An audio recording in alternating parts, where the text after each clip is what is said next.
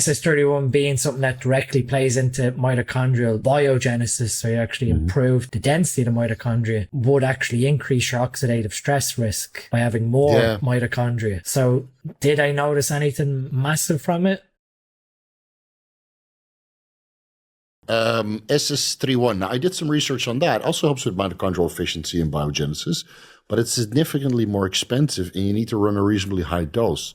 So I ran 5 milligrams SS31 for about a week or two, and then my wallet was literally crying. And then I didn't really notice much of a difference on top of the mitochondrial stuff that I was running. Now, this is a year ago, before the SLU PP332 and the methylene blue and the MOD-C. At that time, I was running MOD-C at the same time, so maybe that negated the effect. Dean, do you have any experience with SS31? I do. Like you, I've done 5 milligrams 5 days per week for 3 weeks in a row. But that's with everything else in play, like MOD-C, SLU, methylene. That, did I notice a massive benefit? I can't really say. I mean, without sort of, maybe if you tracked some blood work markers to sort of look at rates of oxidative stress, would you see something reduce or even increase with the SS31? Because obviously we've discussed that SS31 being something that directly plays into mitochondrial biogenesis, so you actually improve the density of the mitochondria, would actually increase your oxidative stress risk by having more mitochondria. So did I notice anything massive from it?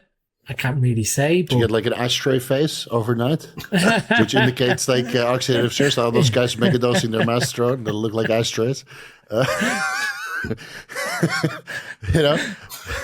of course, if you're running like injectable glutathione and methylene blue, then you kind of mitigate the oxidative stress.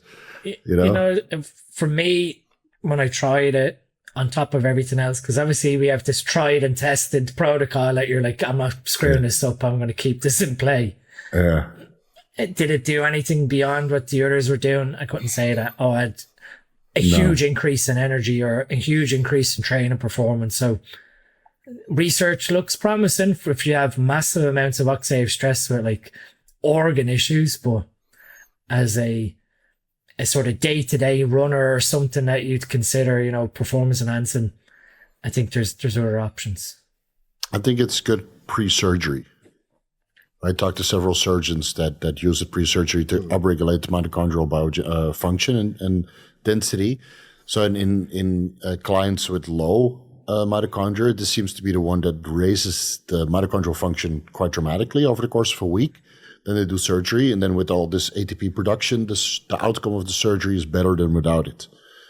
And that's extensive surgery with stem cells and transfusions and bone marrow and all that shit.